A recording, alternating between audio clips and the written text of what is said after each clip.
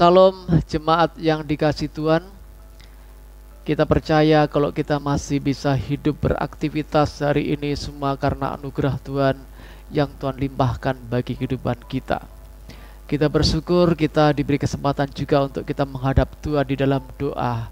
Sebelum kita berdoa, kita akan belajar firman Tuhan. Tapi sebelumnya kita akan berdoa sebelum kita belajar firman Tuhan pada saat ini. Mari kita berdoa. Bapa yang baik, kami bersyukur buat anugerah-Mu yang tidak berkesudahan dalam kehidupan kami. Kalau hari ini kami dipersekutukan untuk menikmati firman Tuhan sebelum kami berdoa, mohon Roh Kudus berikan pengertian akan firman Tuhan yang kami akan baca dan renungkan pada saat ini. Di dalam nama Tuhan Yesus, kami menyerahkan jam pemberitaan firman Tuhan pada saat ini. Yang siap dengar firman Tuhan sama-sama katakan amin. Nas bacaan kita sebagai dasar kita berdoa terambil dari kitab Mazmur pasal yang ke-71. Kita akan baca ayat 17 sampai ayat yang ke-22.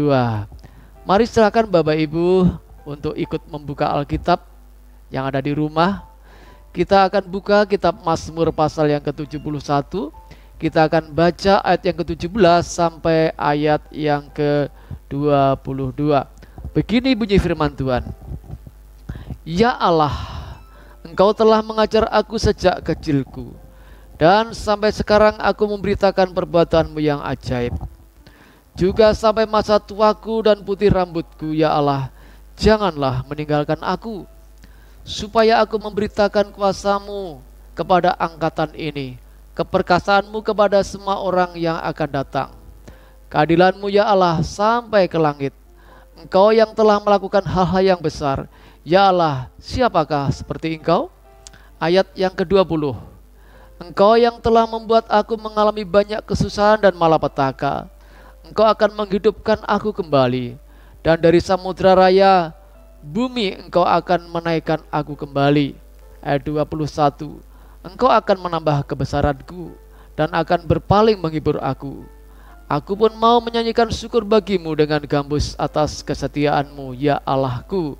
Menyanyikan mazmur bagimu dengan kecapi, ya yang kudus Israel. Nas yang kita baca ini merupakan doa-doa yang dinaikkan pemazmur kepada Tuhan. Dalam hal ini adalah Daud, Bapak Ibu.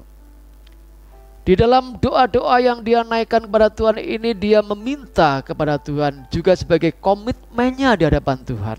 Nah, biarlah ini juga menjadi doa-doa kita kepada Tuhan pada saat ini.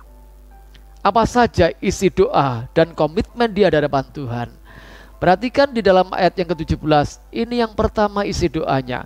Di situ dikatakan, ya Allah, Engkau telah mengajar aku sejak kecilku, dan sampai sekarang aku memberitakan perbuatan-Mu yang ajaib. Dari ayat ini kita belajar bahwa pemazmur berkomitmen dan minta kepada Tuhan supaya dia tetap bisa memelihara semangat untuk menjadi saksi. Saksi Bapak Ibu itu artinya membagikan apa yang dialami di dalam hidupnya kepada orang lain supaya orang lain juga dibangun, diberkati. Dalam hal ini pemazmur ingin membagikan karya Tuhan, perbuatan Tuhan yang dialami dalam hidupnya kepada orang lain. Mari Bapak Ibu kita seperti penulis kitab Mazmur ya. Kita semua dipanggil menjadi saksi Allah. Di dalam kitab Markus 16 ayat 15 di sana dikatakan, pergilah ke seluruh dunia, beritakanlah Injil kepada segala makhluk. Kadang-kadang tekanan, persoalan menjadi penghalang bagi kesaksian kita. Tapi mari kita belajar dari pemazmur. Ketika dia berkata ini, dia sudah tua usianya. Tapi di usia tua, ketika dia sudah mulai lemah, yang jelas sakit penyakit sudah mulai datang dalam hidupnya, dia masih minta kepada Tuhan supaya diberikan semangat untuk menjadi saksi. Mari Bapak Ibu Saudaraku, persoalan boleh ada dalam kehidupan kita. umur kita semakin bertambah, tapi mari kita berkomitmen seperti pemazmur untuk terus menjadi saksi Allah di tengah-tengah kehidupan kita ini. Buat anak cucu kita, buat saudara sekitar kita, tetap jadi saksi bahwa kita ini adalah orang-orang yang sudah mengalami karya keselamatan dalam Yesus. Yang kedua, ayat yang ke-20 dan 21. Ini isi doa pemazmur ya. Di sana dikatakan, Engkau yang telah membuat aku mengalami banyak kesusahan dan malapetaka, Engkau akan menghidupkan aku kembali. Dan dari samudera raya bumi Engkau akan menaikkan aku kembali. Engkau akan menambah kebesaranku dan akan berpaling menghibur aku. Yang kedua, pemazmur dalam doanya dan komitmennya, dia rindu supaya diberikan ketajaman dalam memandang kehidupan ini. Jeli menghadapi atau memandang seluk-beluk kehidupan yang terjadi. Ada orang berpendapat ya, mutu atau nilai kehidupan seseorang ditentukan bagaimana dia memandang segala sesuatu. Ketika sedang sakit misalnya, atau dengar orang sakit, dia mulai bingung, dia mulai khawatir ya. Ya berarti dia seorang yang ya tidak punya, katakanlah dia seorang yang mudah khawatir dalam hidupnya. Ada orang yang punya pandangan ya, ketika ada persoalan dalam rumah tangganya, mulailah dia mulai bingung ya. Bagaimana penulis kitab Mazmur ya? Ketika ada persoalan dalam hidupnya, ketika usia makin bertambah, dia memandang dengan tajam kehidupan ini. Bagaimana dia memandang kehidupan ya? Dia punya reaksi positif ya, bahwa masalah itu, di balik masalah ya, ada kemuliaan Tuhan yang sedang diberikan Tuhan kepada dia ya. Masalah menjadi pintu berkat di dalam kehidupannya. Makanya di dalam ayat yang ke-20 dia katakan, Engkau yang telah membuat aku mengalami banyak kesusahan dan malapetaka, Engkau akan menghidupkan aku kembali. Artinya apa? Dia sadar masalah dihadapi dalam hidupnya, tapi dia percaya dan dia yakin bahwa Allah itu akan memberikan pemulihan di dalam kehidupannya. Jadi yang kedua, pemazmur berdoa supaya diberikan ketajaman rohani untuk memandang kehidupan ini secara benar. Yang ketiga, yang terakhir di dalam ayat yang ke-22.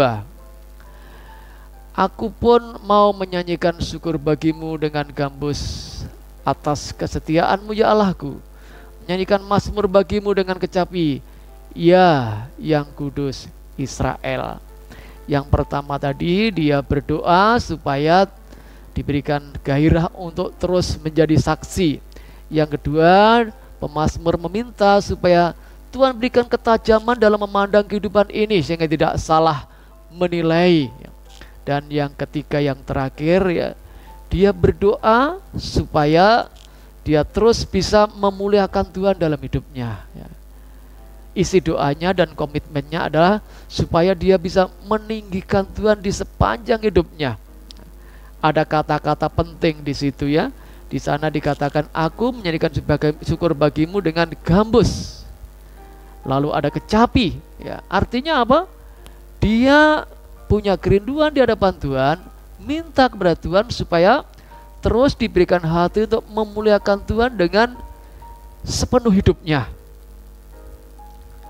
Bapak Ibu Saudaraku, kadang-kadang ketika orang ada masalah, ya kecenderungan yang keluar adalah kadang-kadang menyalahkan lingkungan, menyalahkan orang lain, bahkan menyalahkan orang. Tapi Daud kita lihat di sini ada masalah dalam hidupnya, tapi dia minta supaya jangan sampai menyalahkan Tuhan. Mari Bapak Ibu Saudaraku yang saya kasih dan Tuhan Yesus ya, kita belajar dalam hidup ini supaya kita terus memuliakan Tuhan. Dengan sikap hidup kita, dengan perkataan kita, kita memuliakan Tuhan. Jadi hari ini kita akan masuk di dalam doa-doa kita. Mari kita berkomitmen sebagai doa kita di hadapan Tuhan seperti penulis kitab Mazmur yang pertama, minta supaya kita diberikan semangat untuk terus menjadi saksi.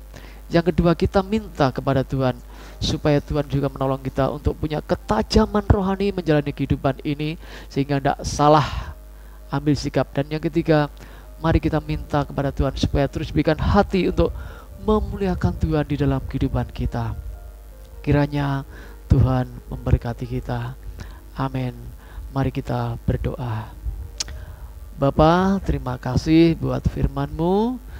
Biarlah isi doa pemazmur juga menjadi doa-doa kami di hadapan Tuhan. Terus berikan kepada kami semangat untuk menjadi saksi Tuhan. Tuhan sudah berkarya memberi keselamatan buat kami. Kami saksikan kepada orang lain.